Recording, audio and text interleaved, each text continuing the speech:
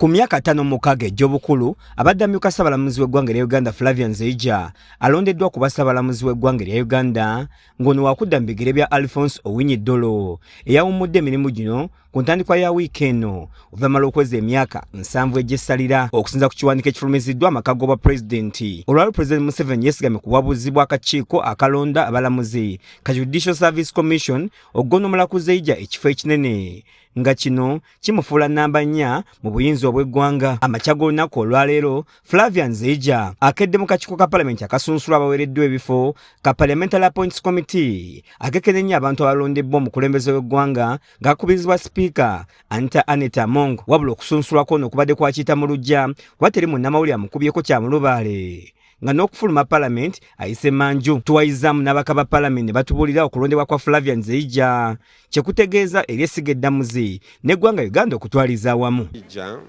Abadde mulamuzi ebbanga ddene era ndowooza alina experience emala okukola omulimu gwonna mu judiciary. Kakati bwe babanga basazeewo nti ababeera Chief Justice ndowooza omulimu agusobola kubanga yaliko principal judge, omulimu nagwo munene mu judiciary. Kakati kulinga kujuliriza ekibadde kitajjudde.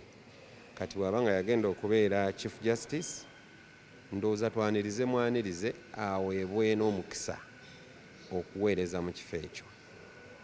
Gwaddidde mu bigere abadde musajja nga wa kigambo kye, asaze emisango mingi egireese enkyukakyuka.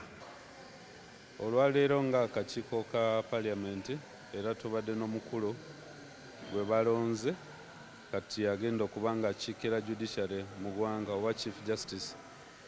Naye ku lwaffe tubadde tubasaba nga judiciary bwe balina okuteekako essira okusokera ddala kyekiri nti mu Uganda wano emisango mingi girwawo mu kooti.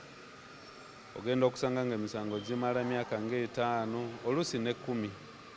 Abantu baffe babeera eri, omuntu akwatibwa oluusi poliisi n'abakola investigations bulungi ne bamuwa remand n'abeera eri mu rimanda. Munnamateeka omugundivu Yusufu Nsibambi era omubaka w'amakooti y'Amaserengeta mu lukiiko olukulu lw'eggwanga lya Uganda asabye Flavian Nzija okumalawo oluwonko olubaddewo wakati w'abalamuzi ne bannamateeka nga nolwatuusa ne Pulezidenti wa Uganda Law Society Isaac Ssemakadde okuwaŋŋanguka. Ekyo nakyo ekyokunyigiriza abannabyabufuzi naddala abagundiivu nga Dr. Bikiza Besigye kireme kulabika nti ate courts zezikozesebwa okubanyigiriza. Naye ebyo byonna neesiga Nzija ajja bikolako mu kaseera katono.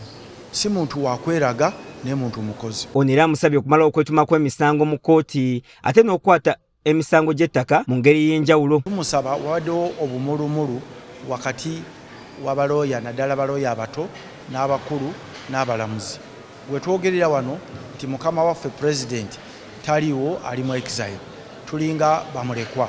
Ekyo ekintu alina okukitunulira Pulezidenti waffe akomewo n'abalala bakole emirimu nga tewali bulumulumulu. Ekizibu ekisinga obunene mu Uganda kibadde kya ttaka n'emisango okukalalira awo nga tegiggwa. Tumusaba asabe budget ennene asobole okuleeta abalamuzi abalala bangi n'abantu abakola research ku balamuzi na tiimu ennene. Bo bannamateeka ab'enjawulo nabo baliko boogedde ku Ssaabalamuzi omuggya. Zino wabaddewo okwogera nti mu makati ga Uganda Law Society n'essiga ly'abalamuzi waliwo obutakkaanya kubanga kansa eriwo, waliwo engeri gyeyagala kukwatamu ebintu byayo, engeri yekontanamu n'ekitongole ekiramuzi.